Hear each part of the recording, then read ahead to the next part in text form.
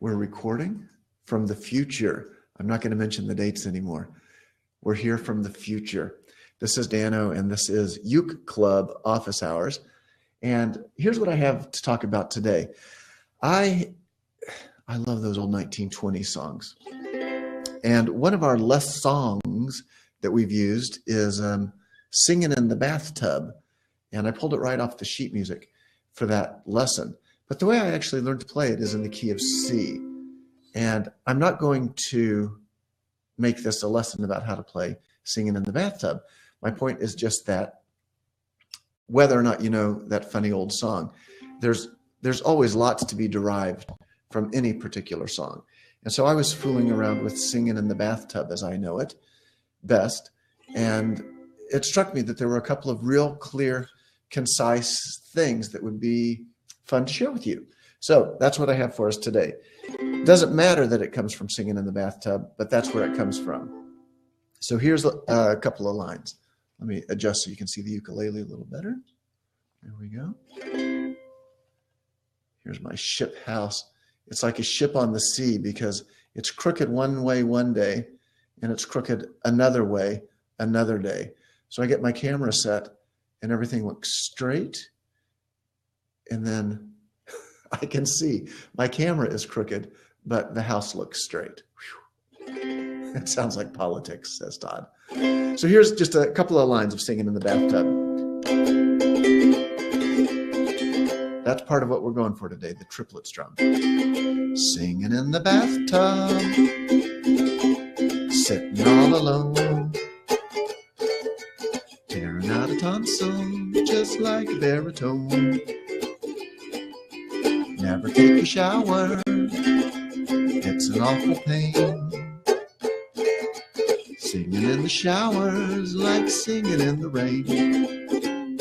We'll stop there because that's everything that I want to pass along to you today.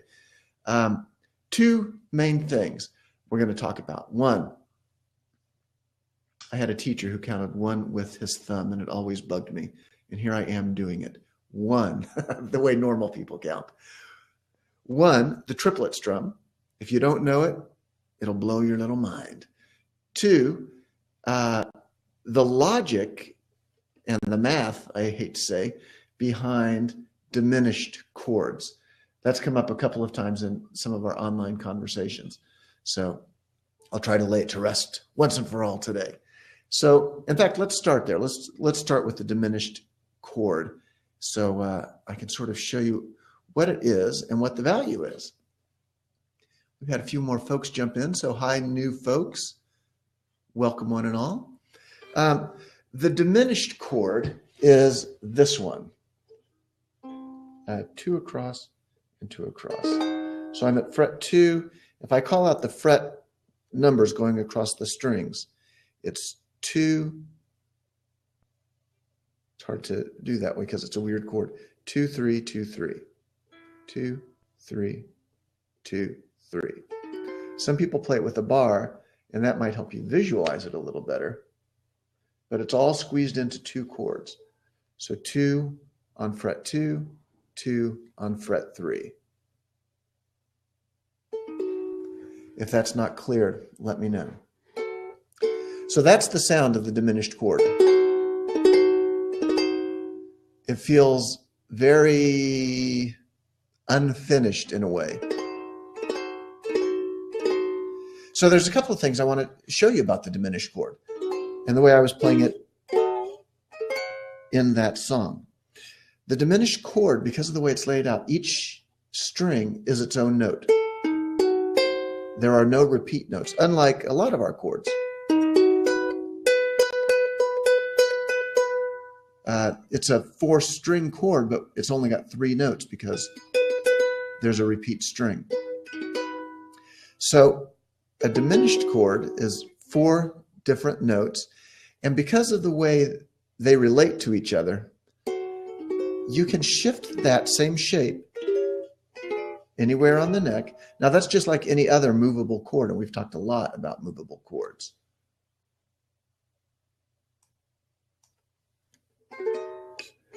So any chord that covers all 4 strings can be shifted up and down the neck.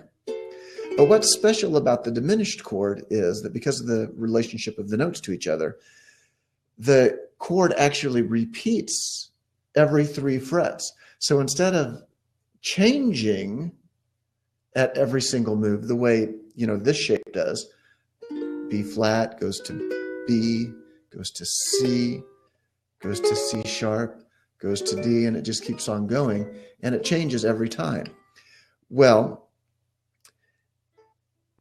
this is really kind of a weird, complex concept. And I'm not going to go too deep into it because basically you can accept it at face value. But because of the notes, let's call that an A diminished. That is also an A diminished, 3 frets above. That is also an A diminished, 3 frets above. Now, the weird thing is it can take on the name of any one of the 4 strings. So by learning one diminished shape at 1 fret, you've actually got 4 chords, depending on how you want to name it. So A diminished could also be E flat diminished, G flat diminished, and C diminished at fret 2.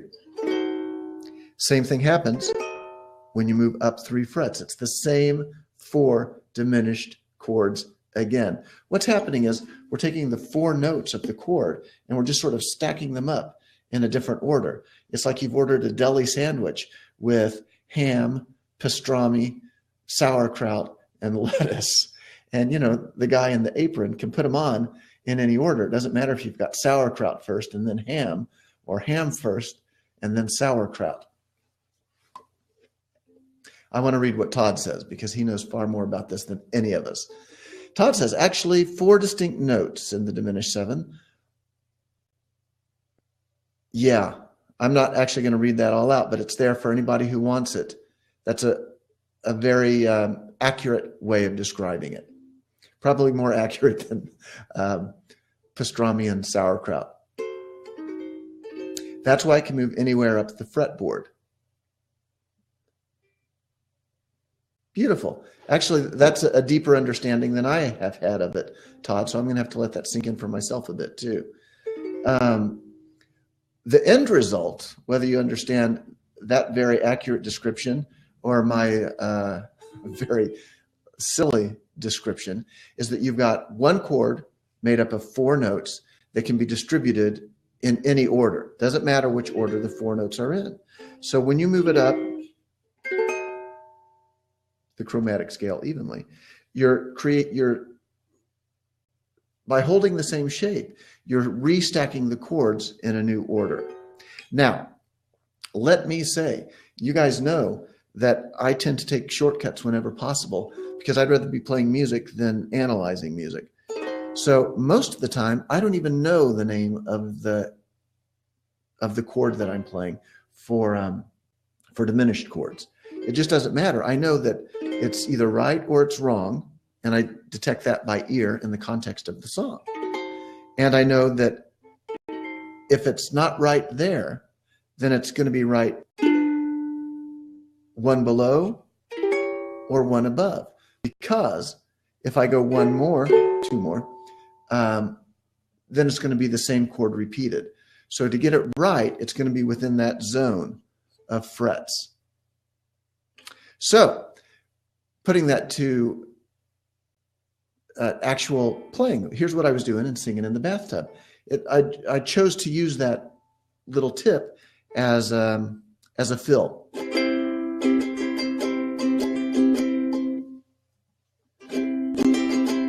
Singing in the bathtub, sitting all alone, tearing out a tonsil. So I'm doing that as a walk to fill that in. You could do that at any time in any song where you've got a diminished chord that's sitting there for a full measure. You've got all that time to fill up. Why waste it on just one chord? So here's how you count it out. Let's make that, I'm basing it at fret 2 and then 3. So let's make fret 2 ground 0, right? So ground 0, and then up 1, up 2, up 3. So from ground 0, wherever that happens to be, up 3 more frets. Ground 0, up 1, up 2, up 3, and that's where you get the repetition chord. Now that's ground 0, and we can do up 3 again. Ground 0, up 1, up 2, up 3. So you hear how that's a slight variation on the same chord. We're just stacking our deli meats in a different order, but getting the same chord. Okay, so kind of a long talk on diminished chords. And if you're curious, here's a little side note, and then we'll move on to the triplets, okay? The way the diminished chord is established it's related to, all chords are related to each other, of course, but you could think of it as a 7th chord where every note within the chord, except the root, is flatted. In other words, moved down a half step. So here's an A7, for example. So that's our G7 shape moved up. G7 goes up to G sharp or A flat 7, and then one more up to A7. So I can move here's my root note on string 4, A. I'm going to move all the others down a half step. I'm using this shape because it's easy to see and easy to understand. Let me check messages real quick. Oh, thanks, Todd. I appreciate the compliment. So here we are, 4 strings. I'm going to leave my A, my root. It's called the root because it's the name of the chord. So A7. I'm going to move all the fingers that aren't the root down a half step. And in this case, it's easy. They all just shift. And they bunch in to that familiar diminished shape. So A7, A diminished. And in fact, that's a real Robert Johnson sound for blues.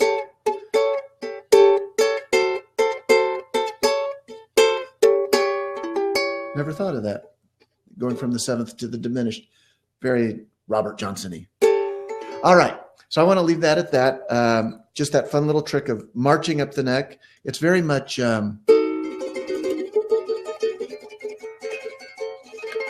silent movie, drama, heroin tied to the railroad tracks as you move.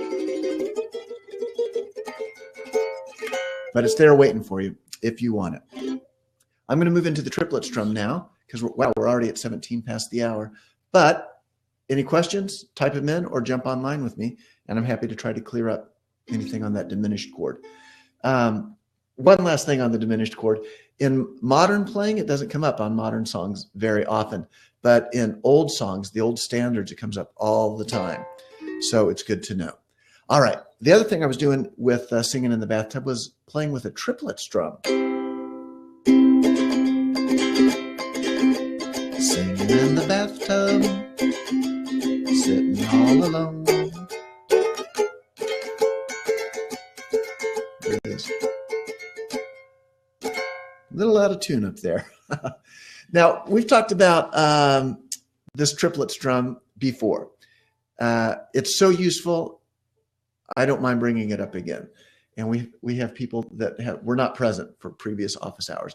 I don't believe it's come up in any of our official lessons. So I like to make sure everybody gets this. I'm going to do a quick explanation and leave it to you to practice. Like so many of these things, this is the sort of thing I can show you in 30 seconds. You're not going to get it in 30 seconds if it's new to you. It's going to take some time for you to work it out. Oh, yeah. Peter says the basis of George Formby playing is the triplet strum. Saying it's the basis is pretty strong, but it's a huge element of George Formby style playing. Hey, for those of you who don't know George Formby, I know he's never been a superstar in America the way he was in England. Peter, I think you're in the UK, right? But I think of George Formby as Britain's, England's Shirley Temple. It's the same era. And my understanding is that he kind of saved England and got him through the hard times in the same way that Shirley Temple did in the US. And I love that Formby style playing. It's hard to do. One of these days we'll work on it. So the triplet strum is this. And it's the one exception that I can think of right off the bat to my concept of the universal master strum that says for every down, there is an up. In the triplet strum, you're actually secretly squeezing in 2 downstrokes within one big downstroke. You've got 2 smaller downs within the big down. So I'm just holding a C. Let me see if I can tilt over a little bit so you can see what's happening better. Maybe straight on is best.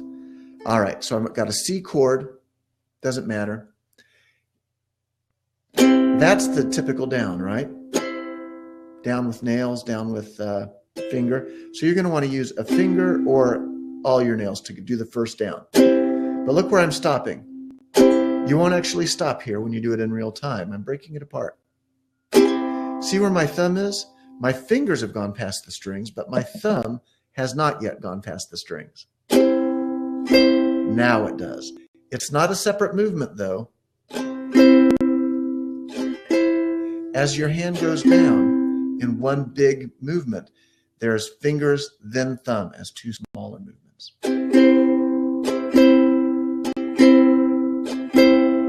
So that's the triple. The way I call it out is triplet strum, triplet strum.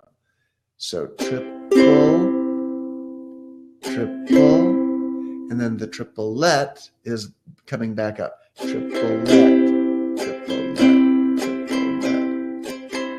So when you smooth it out, it becomes. You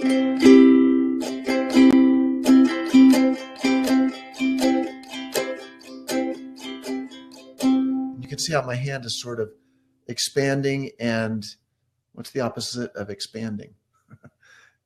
Unexpanding. As I go over the strings like a starfish in the water. I'm full of the metaphors today, ain't I? So that's a bunch of triplets in a row. Triplet, triplet, triplet, triplet, triplet. And if I'm not playing George Formby style, I'm usually more likely to just throw in the triplet the way I do in the bathtub song, in which case it's followed by a strum. Triplet strum, triplet strum, triplet strum, triplet strum, triplet. Sing. There's a triplet strum, singing in the bathtub, sitting all alone. Triplet, tearing out a tonsil, just like a baritone.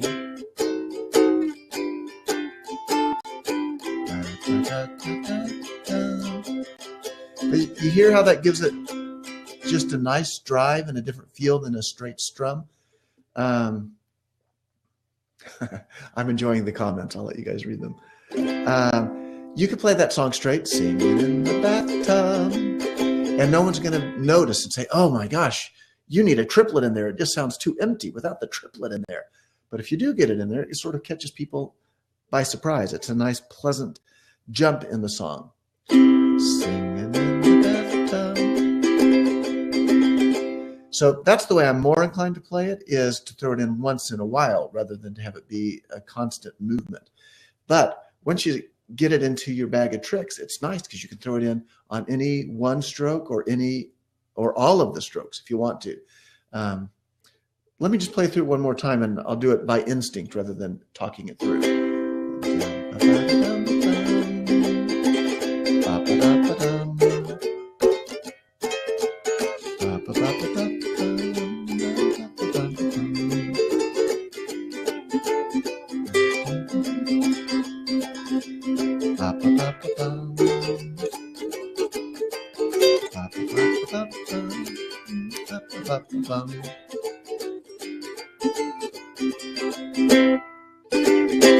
All right. So that's the triplet, my friends. Any questions on that before we call it a day? Jerry's quoting Shakespeare. "'Tis true that the thumb augments the universal strum." I'm glad I know you guys. So hopefully 2 valuable ideas there. The diminished chord, lots to think about there, but honestly, you don't have to understand any of it except the mechanics. If you've got the mechanics of where it falls, that's the crucial bit. And then the triplet strum as something you can throw in to augment your playing and give a nice razzmatazz to what might be otherwise a very ordinary strum. So I'm going to turn off the recording now. I do want to say one last thing. I'll turn off the recording now. Thanks for watching, reviewers.